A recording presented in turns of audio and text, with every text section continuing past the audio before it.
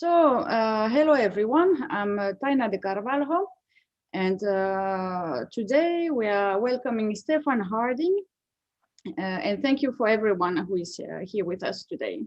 So this interview is part of the International Colloquium 2021, Eco-Social Crisis and Educational Proposals that was held a few weeks ago. So I invite everyone interested in the subject to get familiar with the conference and with the link that we will put here later. So I present myself and our association shortly, and then I will present our guest. So we are Painovoima Association, a cultural well-being and eco-socially oriented non-profit association based in Lahti in Finland. Our members come from multidisciplinary field, and we cooperate also with universities.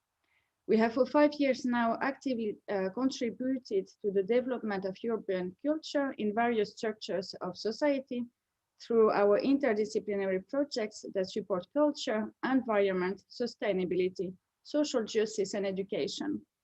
And we are part also of projects in the field of circular economy. Myself, I'm an artist, an art therapist, and an educator about art-based eco-social pedagogy. So the conference and this interview are part of the Lahti European Green Capital 2021 events. So Stephan will first have his 15 or 25 minutes presentation, or maybe 30 minutes, and then we will have time for discussion. So people in the audience can ask questions or tell comments, or if any thoughts and ideas has raised me, please do put us comments. There's a chat in Zoom. I think most people are following us through YouTube, but you can put the messages also there.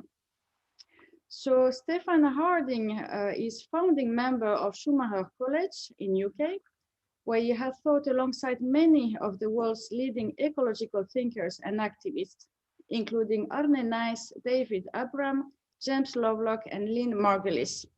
He is now the Deep Ecology Fellow at Schumacher College. Stephan is also founding chairholders of the Arne Naes Chair in Global Justice and the Environment at the University of Oslo. He is also known for his profound book, Animate Earth, Science, Intuition, and Gaia. So if you are ready, Stephan. Yes, thank you. Welcome. Thank you very much. Thank you. Before we start, I just want to play a little bit of music from where I was born, which is in Venezuela, just to relax. This is real nature music from when I was born.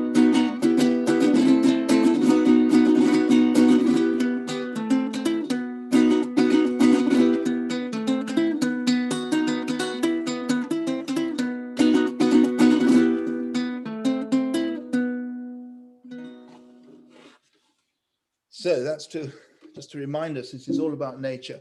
So this little talk I prepared for you, I'm aiming it for teachers of children maybe from 10 to 18 years old. That's what I'm imagining, who you are out there. That's how I imagine you. And so I thought I would just take you through, hope you can still see me. I'll just wait for the screen to get large. I'll just take you through, I thought, what might be helpful for you to know about how to connect children with Gaia, or how, some suggestions. So Gaia for children. I know you're not the children, I know you're the teachers of the children, but I've got those children in mind, around 10 to 18 years old. That's who I'm thinking of, okay? So what do they need to know? That's me. What do they need to know? The first thing they need to know is that we have 4 ways of knowing. Not just thinking. This comes from the great Swiss psychologist, C.G. Jung. We have 4 ways of knowing. 4. So our intuition, our sensing, our feeling, and our thinking. And of course, our culture just concentrates on thinking. And we have to tell them right from the start, you have 4 ways of knowing, right? You can sense with your senses. You can feel the beauty of things. You can feel the value of something, the beauty, the importance of something. You can have intuitions about what this whole thing is all about, and you can think about it. That's who you are as a human being. we only focus on thinking, and that's why we destroy the planet. So we cultivate these 4 ways of knowing in our young people. And when we do that, they have an experience of Gaia, because we make sure that they're doing this discovery of themselves, these 4 ways of knowing in themselves, always in relation to nature, always, always, always, always in the forest, in the field, in the garden, always by the river, by the lake, camping. So then they find Gaia. Now, what is Gaia? Well, I think for me, Gaia is knowing the earth is alive. When you really have the experience, the earth is alive, and it sort of comes on you as a wonderfully beautiful, calming realization. Wow, the earth really is alive. What an extraordinary thing. And how interesting that is from a scientific point of view, from an emotional point of view. Because for a child, it's just knowing it, like you do when you're a child, without questioning it. You know, you feel the source from which it comes. And you join all the indigenous cultures all over the world who charted the pathway into knowing this, who explored it very deeply. So we have to tell them about this. Gaia, what is the word? It's the knowing of the earth as alive through your thinking, your feeling, your sensing, your intuition. That's what Gaia is. And there are our ancestors from other cultures and even our own culture. They did it extremely well, and they were able to connect with something very essential at the center of things, which guided them in their lives. You can do the same. You can do the same. That is accessible to you. We say that to the young people. But then you tell them the story of how we lost it in our culture. We lost that in our culture 100%, so badly. And so you, maybe at the right age, depends on the child, tell them about Descartes in a way that they simply cannot believe how anyone could possibly see the world in such a crazy way, that it was a dead piece of matter, like a great machine, and only inside was there any kind of soul. Only inside us was there any kind of soul at all. Everything else had no soul. And this soul of ours was isolated and outside nature, connected to God through some strange process. I mean, what a horrible view. And this view took over Western culture. It became the predominant view in our culture, and it's led to the planetary crisis. You can tell them about the planetary boundaries when they're older, maybe. I mean, you know, the biodiversity boundary, which we've now crossed massively, and the climate change boundary, and this green area is the safe operating space. So we can take some nature. Gaia gives us a Gaia gift, but not too much. If we go across the boundary, everything starts falling apart. They probably know that already, so I wouldn't harp on about it too much. It should be in the background. But the key thing is, from a thinking point of view, what do they need to learn, these young people? You know, in terms of scientific thinking, which is very important. What's the key idea they need from science in their thinking to help their thinking mind, to satisfy their thinking mind? And the key idea, I would say, is feedback. You've got to understand feedback, that everything is related to everything else through mutual relationships. And often you have an effect here. It moves around the very complex system, and then eventually it comes back to you. That's what's known as feedback. That's how nature operates. And the person who was really brilliant at feedback, you need to tell them, is a British inventor called James Lovelock. And James Lovelock really understood feedback because he invented all sorts of scientific instruments. Some were sent to Mars on landers to look for life on Mars, you know. And you can tell them an awful lot about James Lovelock. He's a very mythical person, but he has a very mythological side to him, I would say. Heroic. And so he, of course, was the one who later discovered Gaia. You see, you could say, here's Gaia appearing in his garden, and looks into his mind and thinks, he can understand what I'm talking about. He's a scientist, but he understands me. Gaia. The earth is alive, remember, Gaia. And so soon after, he was joined by Lynn Margulis, a great American biologist, evolutionary biologist, who was a real expert on the microbes, you know, I mean, really understood the microbial life and evolution and biology at a deeply cellular level, but specifically in relation to the microbes. Quite phenomenal. And together, they cultivated what Lovelock had called Gaia theory, which is the scientific understanding of the Earth as a living being. Gaia theory.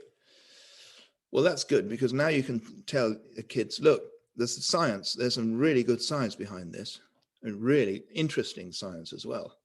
This is the kind of science you're going to want to do. So the idea in Gaia theory is that the Earth has, if you like, two aspects. One is the biota, which is all the living beings, all the biologically alive beings, you know, plants, animals, fungi, bacteria, seaweeds, all of the living beings. And there's also the rocks, all the rocks of the planet, the atmosphere, the air currents, and the water, the oceans and the rivers. And these are intimately connected to each other. So the biota, the living beings, they have a huge impact on the rocks, on the atmosphere, and on the water. And there's many stories you could tell here about the ways in which this happens. I mean, it's extraordinary. One I might just briefly mention is there's a good case that if it weren't for life, there would be no water by now. And if there were no water by now, there would be no plate tectonics. And so our rocks would be completely different. That's one example. The other is obviously that life does photosynthesis and takes carbon dioxide out of the atmosphere and produces oxygen. So you can see that life is having a very profound influence on these things, very profound. And once they've been changed, this is the interesting thing, there's a feedback to the biota. So they now have to live in the very conditions that they've created for themselves. And we can't say what's cause and effect. They feed back into each other. See, you start to establish a connection between rocks, atmosphere, and water and life. You start seeing rocks differently, atmosphere differently, water differently, because now they're influenced massively by life. And what it means is that they're part of an emergent entity at the level of the planet, which, for whom Lovelock adopted the name Gaia. He had heard this. Gaia was the ancient Greeks' divinity of the earth. He heard that from his friend William Golding. And he liked that name. This is the earth as alive name, Gaia. The earth is alive. What children experience when they're in the forest, camping by the lake, by the campfire. That's Gaia. Ancient. Our birthright to experience that. But now it's in scientific language, which Lovelock's put it into through feedback. When you get feedback between all the living beings, the rocks, the atmosphere, and the water, that feedback, something emerges out of those relationships, which is a being, a living being, planetary living being called Gaia. And what that does, that entity, is it can regulate its own temperature, the distribution of its acids and key elements out of all these relationships. Now, this is quite a concept for some young people, but maybe not. The idea of an emergent property. It emerges from all the interactions of the parts. Something emerges as a whole from out of the parts. And that's at the level of the planet. Its own intelligence, its own ability to self-regulate becomes a self-regulating system. Gosh, that's interesting to think about. And then you give them some examples. So here's one of the organisms that's involved in regulating the temperature. Point out that it's tiny, it's only 2 microns. That's 1/1000th of a millimeter is here. Tiny single-celled alga. They live in the ocean in huge numbers. They're called coccolithophores. There's a bloom of them. I'm around here. This is southwest England. I'm around there. Anyway, here they are floating in the ocean. So you've got to inspire them with this extraordinary story, you know, that in the ocean, I wish Attenborough would talk about this. In the ocean, there are these little algae, which I showed you. They emit a gas, which smells like the sea. And that gas basically seeds clouds. There's water vapor above the gas. When the gas appears amongst the water vapor, the water molecules go crazy for this gas and they condense around it and they make clouds. And these clouds are dense and white on their upper surfaces, and they reflect solar energy back to space, and they cool the Earth. This is on a big scale. It's amazing. These tiny algae are producing cloud seeding gases. And it turns out the forests do it as well on the land. So then you just tell them the feedback, or you just very quickly show them some kind of feedback. And you can be very creative with this in the classroom with them, you know. So those are the coccolithophore blooms. The wiggly line is the interface between the ocean and the atmosphere. Here's the coccolithophore blooms. And you say, okay, if there's more of them, what happens to the gas production, the dimethyl sulfide? That's the gas. Well, there's more gas production. Yes. And then what happens? Well, in the atmosphere, the gas goes into the atmosphere and it makes clouds, seeds clouds. Yeah. And those clouds are dense and white. And so the more clouds, the lower the sea surface temperature. But if the sea surface temperature goes down, the coccolithophore blooms grow less and their populations decrease. But your point is, we've made a feedback, you see. Can you see? And you could take the kids around this feedback in so many different ways, through art, through imagination, through the science, of course, has got to be there. And they'll realize that this is a self-regulating feedback. So if it gets too warm, if the sea surface warms up too much because of the sun beating down on it, you get more algae, more gas, more clouds. And so the temperature goes down because now the sea surface is being shaded by the clouds. But if the sea surface temperature goes down, there's less coccolithophores, less gas, fewer clouds, so the sun can warm up the ocean. And they get the feeling for this dynamic actually happening in the world, because you're encouraging them to use their 4 ways of knowing. And they realize this self-regulates. But it's not just an intellectual understanding, it's a felt as well as intellectual. It's a felt deeply living understanding. And that brings us to deep ecology.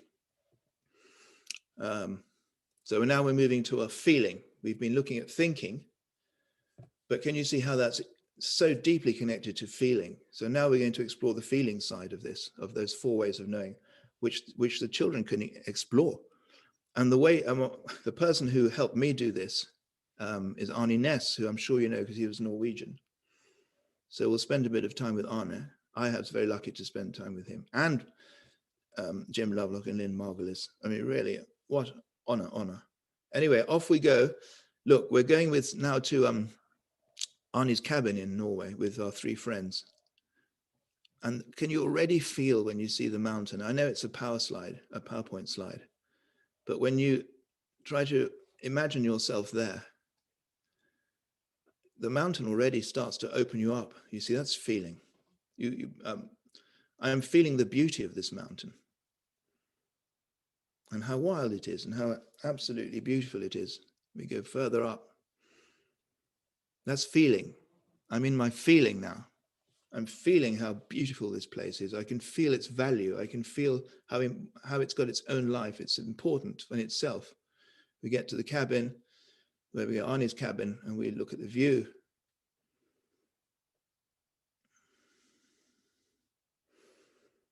And Arne would say, the smaller we come to feel ourselves compared to the mountain, the nearer we come to participation in its greatness. So you take your kids out, your pupils out into the forest in Finland with those marvelous lakes and the forests that you've got, wild places, which I can only dream of. And you're out there at night with them in campfire, and you discuss this with them. Hey, you say to them, you know, there's that Norwegian philosopher called Arne Næss. He said this, what do you think about it? And we're all around the campfire. And you had some time paddling and swimming in the lakes and being in nature. And you discuss it. Okay, you may not have a mountain in Finland, but you can have a forest compared to the forest, you could say, or the lake. Then, I know I must finish soon. You can also introduce them well, not in this way, but introduce them to looking at plants. I mean, the person who pioneered this was Wolfgang von Goethe in Germany. He found a way of cultivating this feeling for nature. Here he is. And you can show your children this and you can say to them, what do you see in this picture? And they mostly can't see anything. And then all of a sudden they might just see a giraffe, you see. You see a giraffe there. And so that moment of seeing in a new way, we need to apply to nature, to how we see nature. And everything we've learned so far by the lake, by the fire, from nature, we can bring now and bring it even further. And we can take a plant and look at the leaf sequence as we go up the stem. So we're going up the stem now. This is, I think, the ground, and we're going, you can imagine the leaves spiraling around the stem to the flowers, I think, up here. But the thing is to just feel and see, use all those 4 ways of knowing that we have to follow that sequence and trying to get a sense of the being of the plant that's creating it. That's, I know, a very silly way of putting it, but something like that. You just try to feel the process, feel the flow of it, feel the complexity of it, the intelligence of it, whatever. Just really, really let yourself contemplate this. That's important. Then I'm nearly finished now. I would also say it's very important for everyone to have a Gaia place, because the real teaching happens in nature, you know. So you can go out, say, to everyone should have a place near their house or in their house, if it has to be in your house, where there's a bit of wild or somewhere that calls you nature place, maybe some plants on a table, maybe a little piece of woodland not far from you, or a park, I don't know, somewhere where you go, the child, you encourage your pupils, and you do it yourself as a teacher. Go there day after day and day after day without forcing yourself, in a relaxed way. This is one of my Gaia places here in England.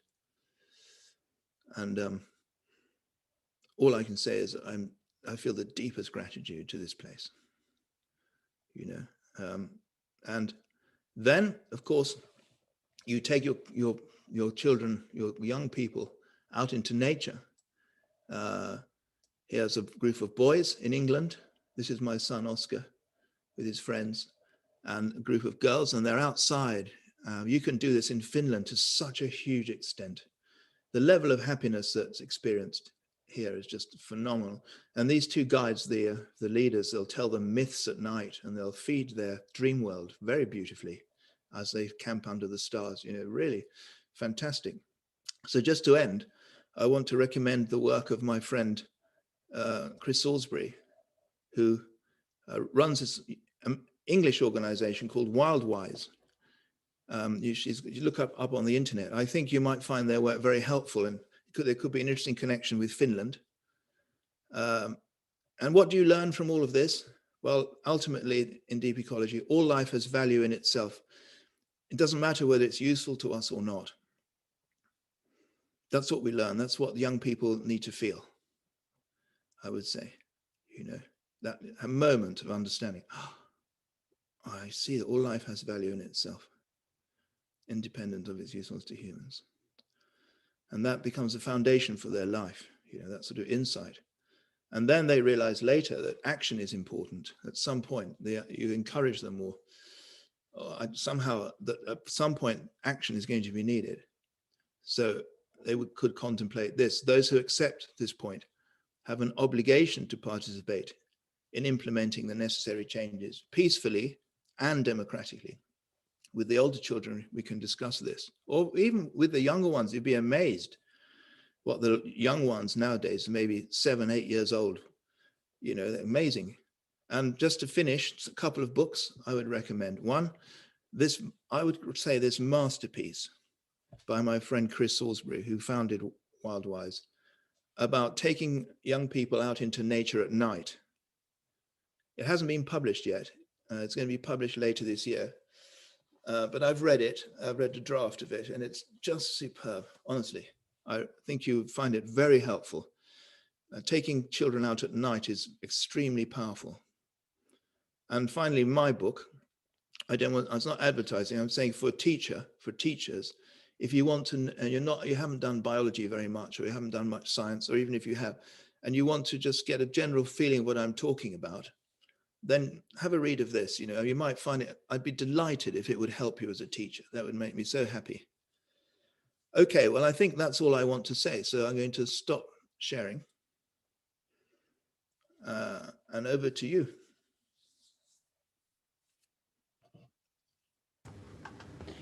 Thank you so much, Stephan, for your really inspiring presentation and really emotional presentation as well.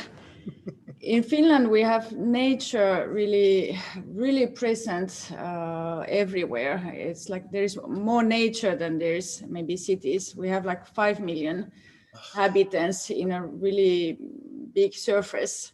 So the families here are really used to be outdoors all the time and by the lake, and people have cottages where they spend time in silence and just with the nature.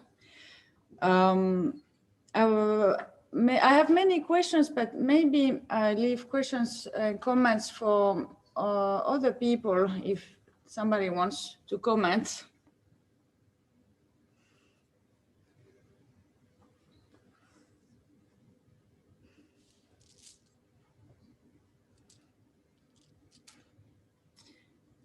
Sami Keto was a speaker in the conference. He was in the panel discussion. So, that's nice. Hi, Sami. Hi. Hi. Hi, Taina, and hi, Stephan. Thank you for your presentation. I think I missed the very beginning of it, but what I heard was really inspiring.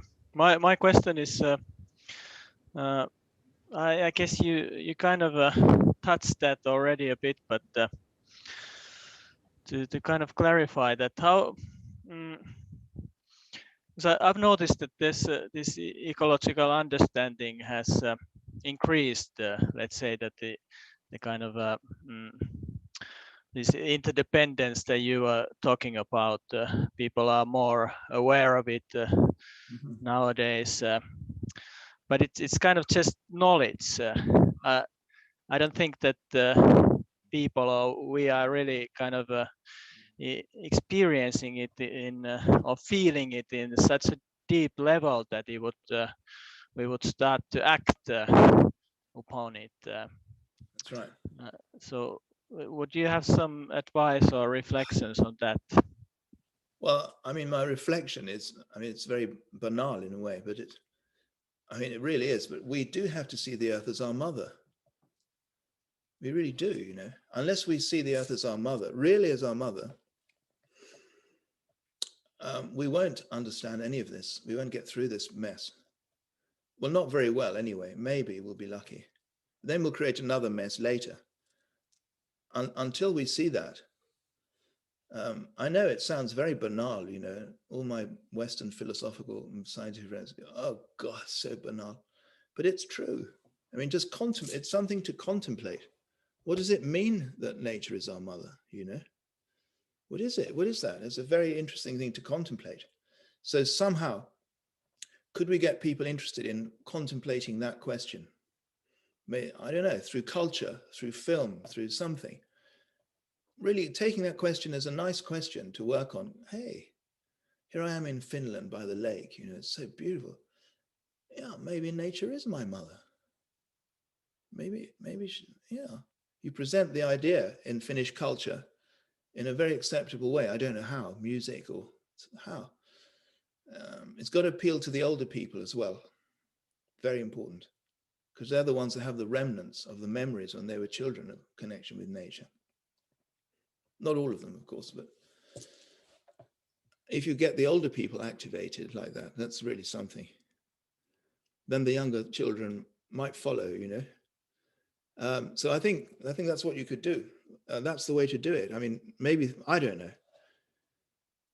On an emotional level, you know, you think of your mother and the whole archetype of mother and how nourishing the planet does nourish us.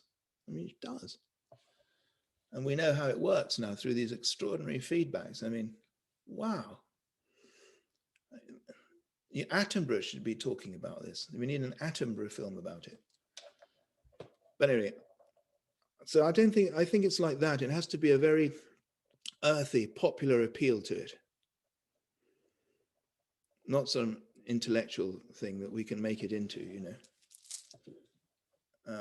A real experience, a nice, simple experience of someone just being by a lake and realizing it can be such a sort of ordinary person. Suddenly, right, yeah, this is really alive. Then they start, all their life becomes different after that. They have to rethink everything. My job, this is deep ecology, like Arne. That's what he would call that deep experience. You realize how extraordinary this planet really is and how unbelievably alive and interconnected it is, more than you ever imagined, and how interesting all that is. You know, then you have to change your life because you have to live, you have to harm this as little as possible. You just have to. So you have to think about every aspect of what you're doing. And then you come to a decision. Okay, then I'll do this. I'll go and, I don't know, I'll join, I don't know, you'll do something pro-Gaia, I would say. Now, when I say pro-Gaia, that's also pro-human, because Gaians are part of Gaia. Humans are part of Gaia. You know, there's no anti-humanism in it at all. Not one shred, you know, as has been a misunderstanding in the past, you know, really. And so, well, then you have Gaia, you reach a sort of Gaian understanding, I suppose. And I think that's a nice place for humans to live, inside a living planet. You know, why would anyone not want to live inside a living planet? As long as we're nice to her. If we're not nice to her, as we're discovering, yeah, you see, then you start feeling the absolute force of Gaia. We are starting to experience another side of her, really harsh. Not through any malice. It's just feedback. That's all. We've got to realize what we're experiencing, the feedbacks now. You see, it's a complex time to be, because you've got to love your earth, but there's also, it's quite a scary time. So it's an interesting balance one has to make.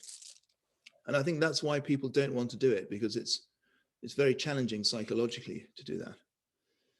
You know, so most people they'll know that as soon as they start loving nature, they'll start feeling the destruction of nature, and they can't bear the pain of it. They think, I won't be able to bear the pain of it because it's like my mother. You know, that's a real challenge. You see what I mean, emotionally. So anyway, we have to deal with all that. So that's why it's so difficult. For all those reasons, it's a very psychological thing, I think. Well, last thing I would say, I don't know if I should say this, but the way out of all that is to realize that it's happening. When you realize that that's what's happening, then it gets then you go a little bit deeper into the body of Gaia. Anyway, that's all I'll say. So yes, any more questions? There has come a comment for you from Oona Casalegno. Very inspirational. Val Plumwood, an Australian environmental philosopher, was talking a lot about the problem. People seeing themselves as masters of nature. Nature is always understood as a resource for humans. That's the problem. Mm-hmm. Yeah, that's the problem. You don't see your mother as a resource. At least I hope not. You know, and one isn't supposed to see one's mother as a resource.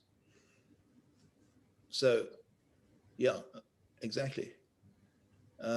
Thinking like that, Earth is a resource, is not seeing her like a living being. It's just something you can plunder as you want. That's the problem of our culture, Western culture, or maybe humans have that. We have that propensity in us. So now, I think we should realize that we have that propensity. We should see that in ourselves, recognize that in ourselves, and know how to deal with it, so we don't behave according to those impulses of ours. That's what we need to do. That's not easy. That requires, I would say, a deep ecological experience. That's what's needed. We need to somehow make deep ecological experience happen more frequently.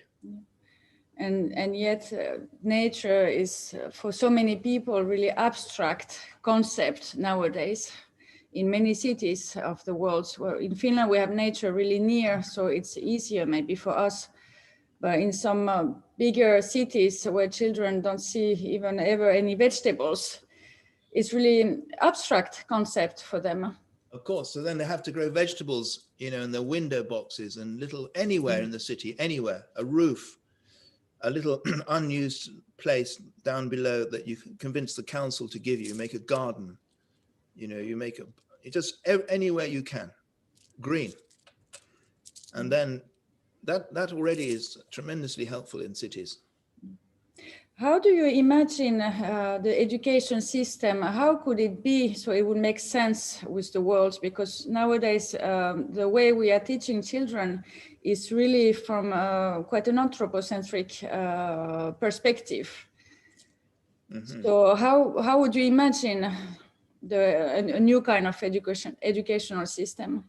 It's been done before, you know, by Montessori, Steiner, I think, you know, so we can critique those ways of educating, but I think for me, they've got the right idea. So the first thing you cultivate is a very deep connection with nature and a very deep connection with story. You tell them lots of mythological stories of the land where they are to begin with. By the campfire, you take them out a lot of the education outdoors as much as possible. I mean, they're little children, so they need, in Finland or other places, they need some shelter, but get them out in nature, as good a nature as you can find. I mean, by that, I mean, at least some areas of, well, sort of wild. Yeah, where they can feel something wild. Get them out there very early and do most of the education there. Most of it is how to make a camp, how to work together, how to cook together, how to make a campfire at night, telling stories, hearing stories, painting images from the stories during the day. I don't know, just really get them into the mythological aspect of the forest. Let them really experience it. Because that's the substratum of the psyche. And we need to put our roots deep into that. Otherwise we can't be happy. So that's when you do that, when they're that age, you let them really sink those roots so deep that no Cartesian thinking can ever shake them out of it. Yeah. So then, of course, slowly you start to cultivate their rational faculties. Anyway, I could go on. I think number, though our relationship to number is very wrong at the moment. We use number just purely as merchandise, you know, for counting things, or and of course you can use number like that, but I think the little children at some point, they need to realize there's something magical about the number 4. There's something magical about the number 5. There's something magical about these numbers, and they can connect that magic to the magic they felt in the forest. They can feel that connection, and it impresses them quite a lot. You know, it's something they'll never forget. You know, that moment when they realize that, when they're maybe 6 or 7, that's a moment they'll never forget. And then you build on that for the rest of the education. So now you can start to introduce some scientific ideas, maybe, and then you slowly you tell them, you build up to them understanding the dreadful things that happened with around the time of Descartes and what he did, why he did it. You know, then you have to tell them about the crisis, I suppose, but then tell them about Gaia and all the things we've been doing. So I know I'm rather sketchy towards the end, but you see what I mean? The focus is always on connection with nature.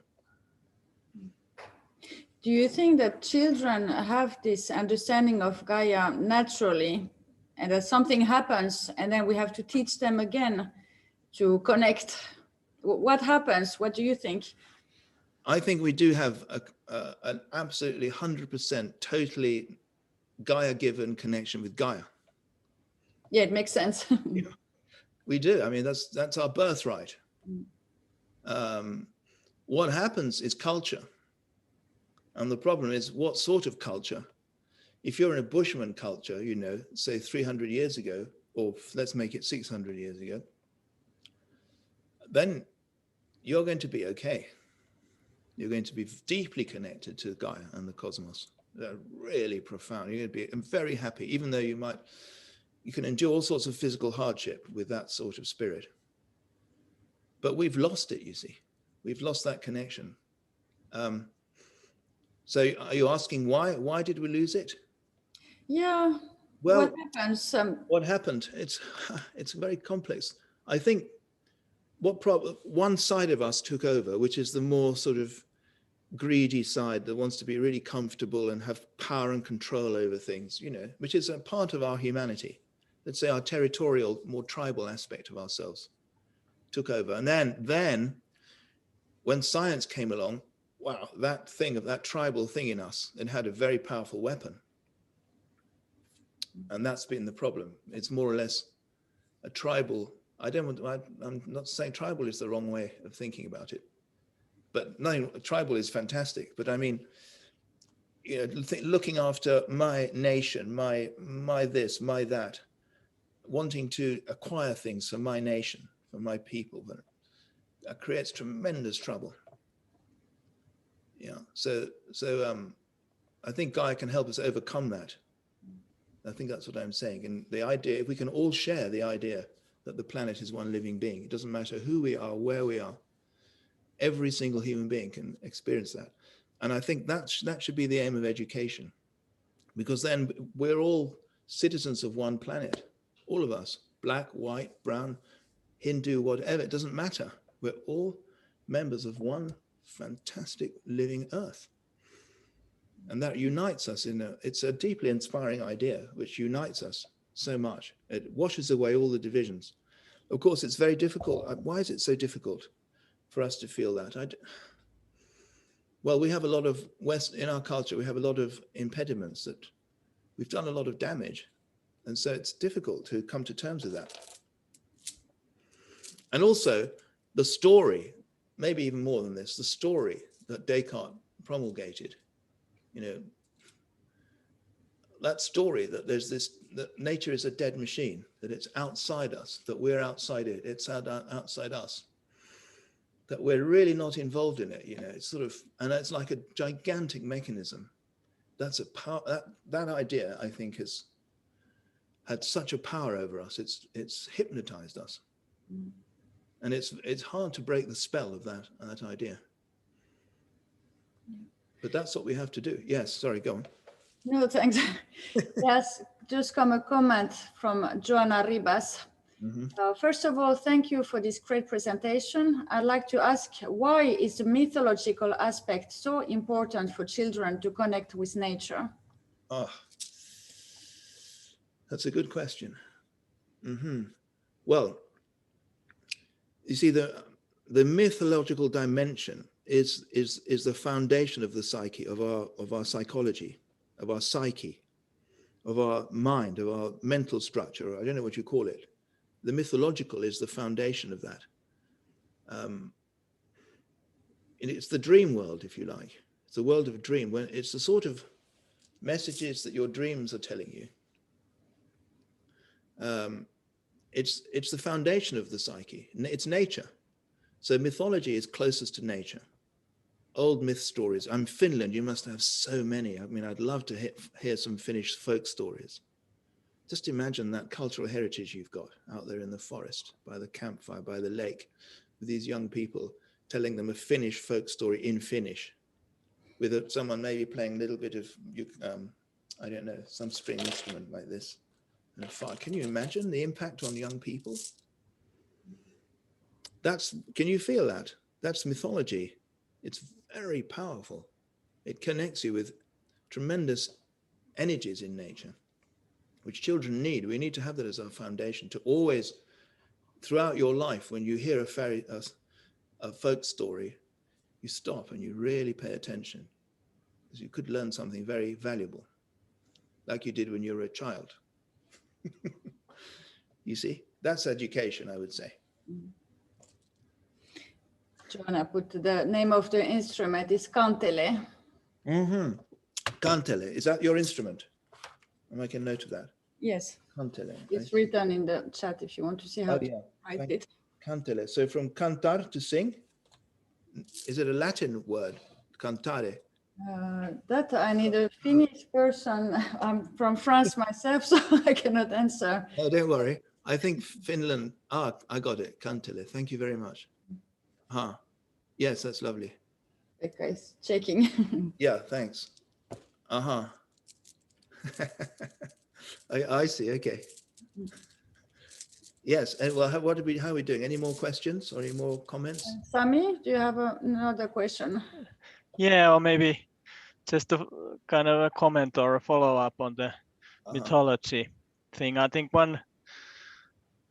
we have, I think there is a lot of mythology going on at the moment as well, but it's not always recognized. But the problem is that it's all about the human culture, and the metaphysics is about the kind of all the interesting stuff happens between people only, and unlike the hunter-gatherer cultures where they thought that the major drama was happening out there between like the mega fauna. And in Finland, I mean, there's not very old cultures here, but the moose was one of and the bear, of course, as well. And the old stories were all about them and not people. And I think we need to bring that mythology back, that we get enchanted by other species again. Yeah, I couldn't agree with you more. I think that's an absolutely brilliant point. Yeah, I can't agree with you more. You're absolutely right. I mean, maybe once you have the hunter-gatherer stories well established, then you bring in folk stories about humans, because then it's more psychological. But then maybe the young person can make the link between the psychology of the human and nature, which they've learned from the animals. Maybe they can realize the connection between those two. Then that's a very, very important moment. You know, to experience the continuity of psyche or something like that. So yes, I think you're absolutely right. That's the way to do it. You teach them, yes, the animals speak, the trees speak, the rivers speak, everything speaks. And mythological language, especially when you're a child. That's how you should be seeing the world. That's your birthright. You should be encouraged to see the world mythologically. You shouldn't be having to learn mathematics and Latin, unless you really want to, of course. If mathematics or Latin happen to, you stumble across them and you fall in love with them, great. But don't have them rammed down your throat by the schooling system if it's not right for you. It's a very difficult form of education, isn't it? But if we were on small scale, in a local scale, without a huge population like you've got in Finland, you can pioneer it for the rest of the world.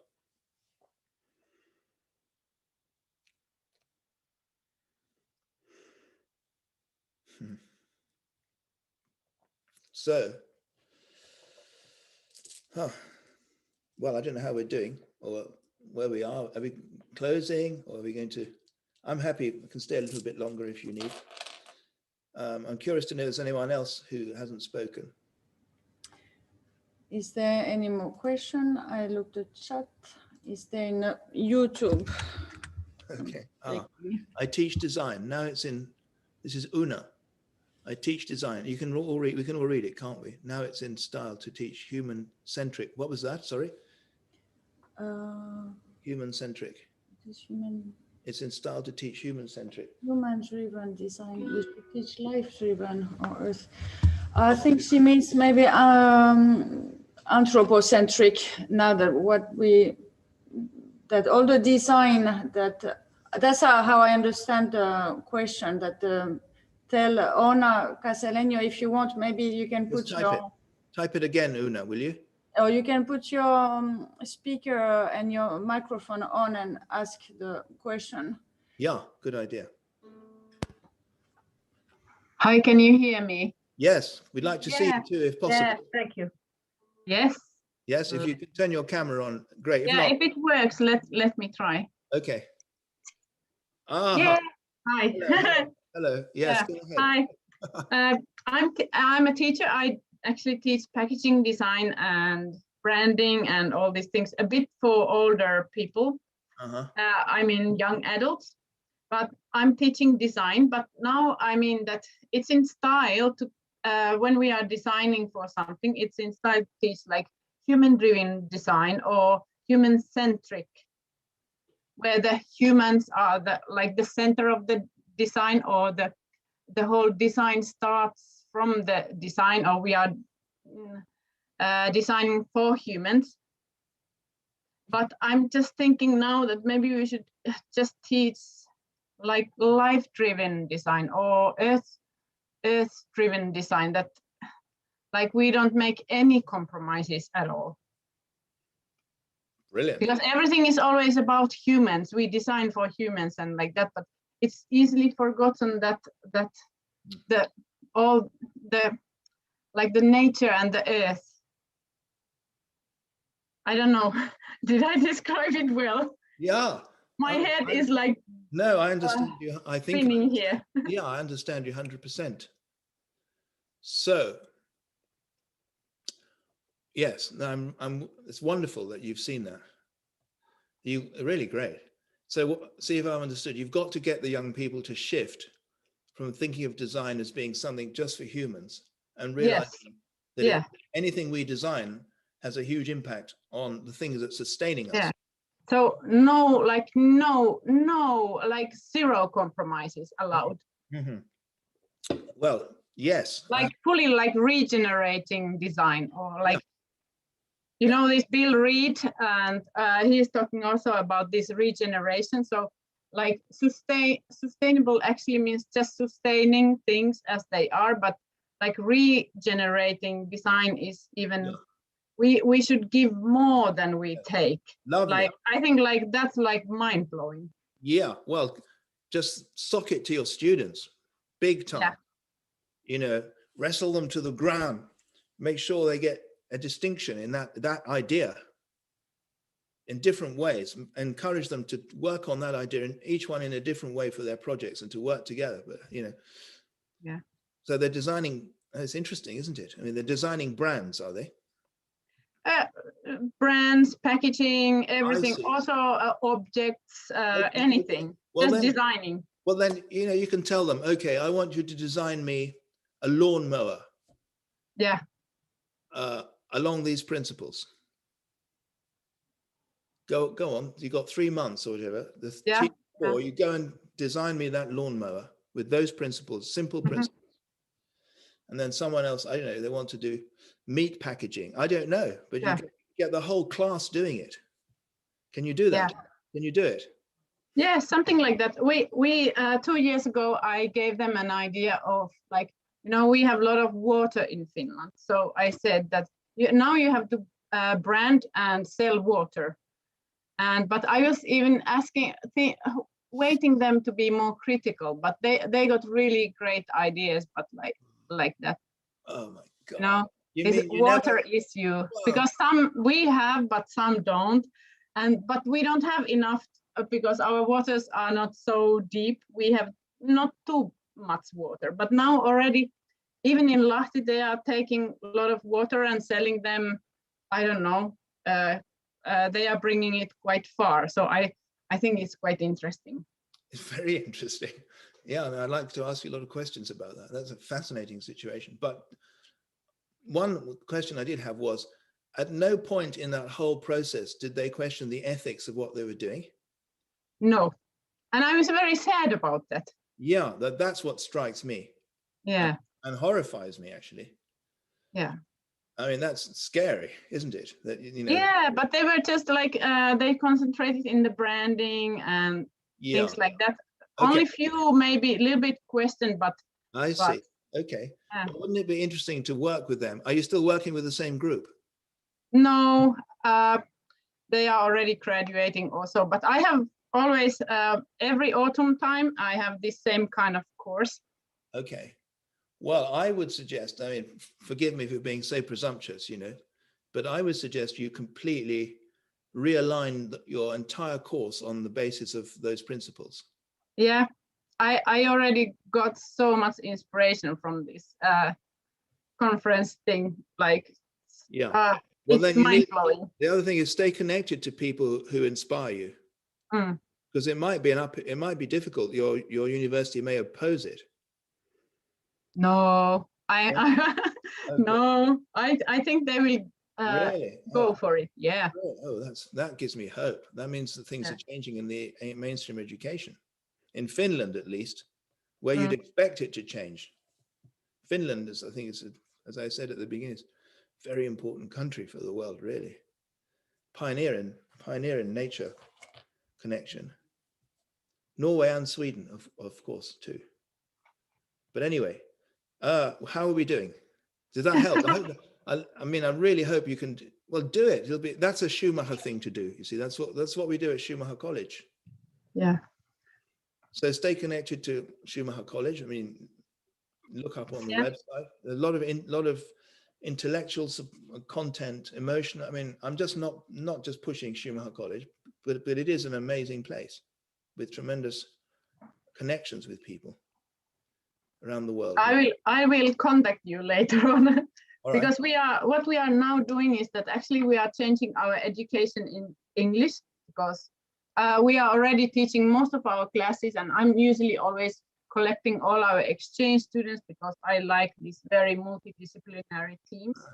So we are now starting in English, and actually the first year we are doing a lot of piloting things, and we are starting like design studies as distant courses, because we want to be open for all around the world, all these students.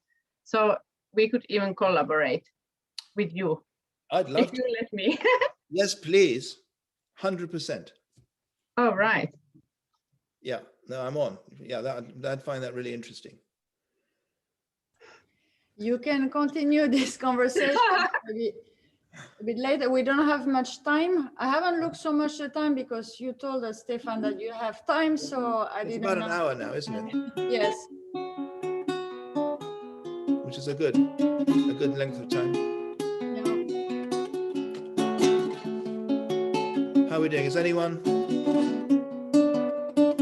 else would like to say something? They came in YouTube, one question. Okay.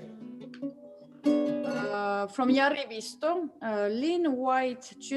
had the opinion in 60s that Judeo-Christian creation myth had a big impact in this wrong kind of relationship towards nature.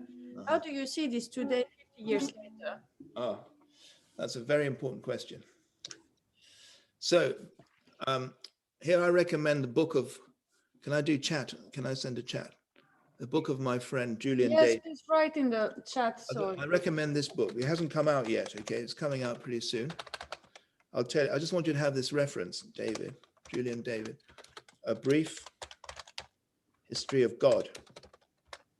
I'll try and write it. So what he's saying is that the creation myth at the foundation of our culture is actually dual. There's two myths tacked on one after the other. Yeah. So our creation myth, Genesis and all of that, Adam and Eve and the whole thing, we think it's one story from one people. It's not like that at all. It's two stories from two different people. One of the people, the first group to whom belongs the earlier part of the story, they worshipped Gaia, they worshipped Elohim, a hermaphrodite god. In the Neolithic, the late Neolithic, all over Mesopotamia, even up to Ireland and up here, and where you are, maybe, I'm not sure it got as far as Finland. So they had this sort of nature-loving, goddess-worshipping culture. And the god was both goddess and goddess, a very peaceful culture. And they really cultivated the soil, but they also connected with nature very deeply. And then the other lot, the second part of the myth, comes Adam and Eve and the snake and all those confusing things. That comes from the other culture, which came from the east. These were warriors on horseback with spears, and their god was a sky god. And they wanted land, and they wanted, I don't know what they wanted. They wanted to wreck this mother goddess cult, just wipe it out because it was defenseless and take over all the land. And that's what happened. And so the myth at the center of our culture is an amalgam of these two different stories, because the god of the sky god is Yahweh, you know, and that's a patriarchal god, and that's the god, the male, masculine, patriarchal god that our culture has inherited. So we need to get back to Elohim, which was the previous god, Elohim. That's what Julian David shows in his masterpiece, Little Book. So mythology can also be messed about by people, you know. So you're right to point that out. We have to explain that, you see, to the young people. But to begin with, we teach them stories that are pure, pure, pure. Beautiful nature stories about, as you said, Sami, you know, the ancient stories of the hunter-gatherers to begin with, absolutely. For weeks, if not months, just hunter-gatherer stories about, and encourage them to talk to the animals, to really listen to the animals, like a hunter-gatherer did. If you can do that for children, you've given them the best, one of the best gifts you can ever give anybody, and to keep that for the rest of your life. Then on that, you can build everything. That's the foundation, you see. You see, it's our foundation, even in an evolutionary sense. That's what our minds used to be like when we were hunter-gatherers. That's how we were. And we still have that within us. Anyway, sorry, anything else?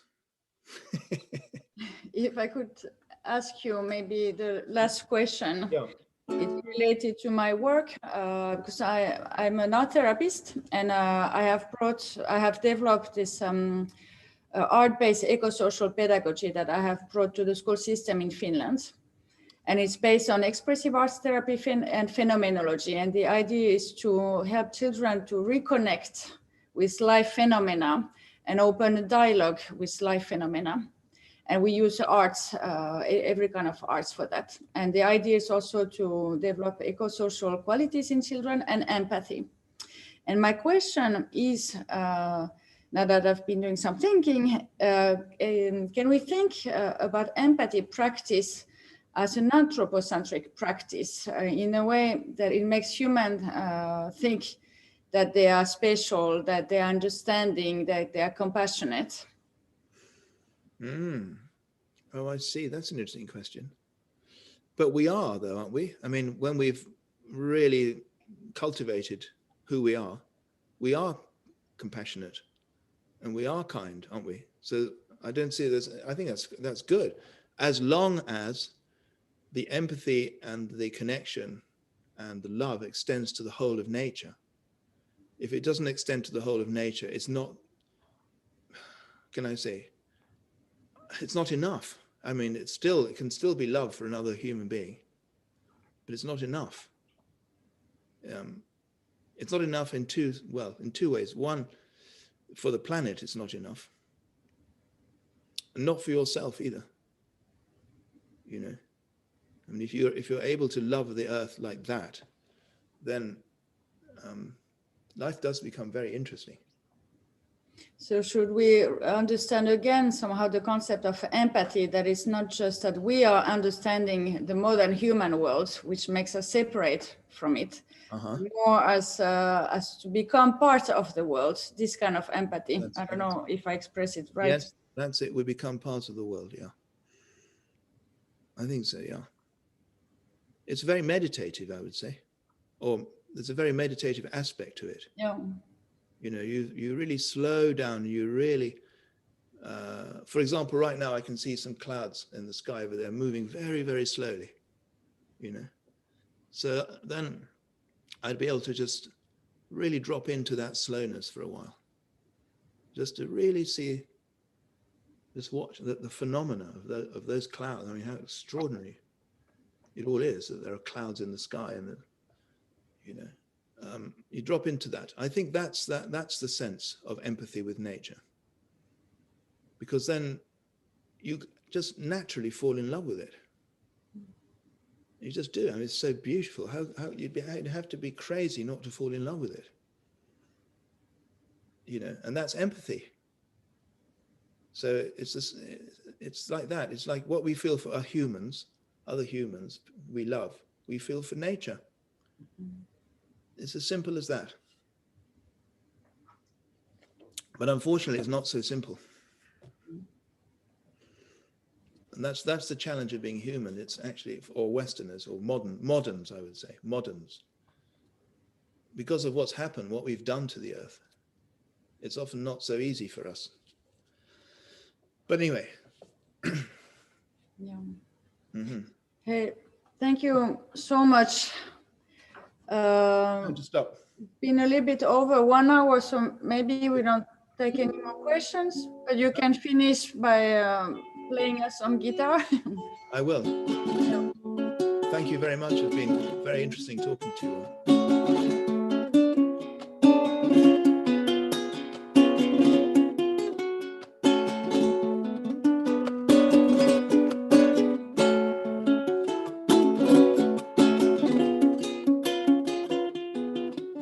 Ay, gavilán, pío, pío, pío, tú que vienes volando sobre el río, con tu cola elegante y tu pico amarillo, que cuando te vi volando, que cuando te vi volando, que cuando te vi volando, con tanta gracia y tanta elegancia, mi corazón se abrió a la grandeza de la llanura.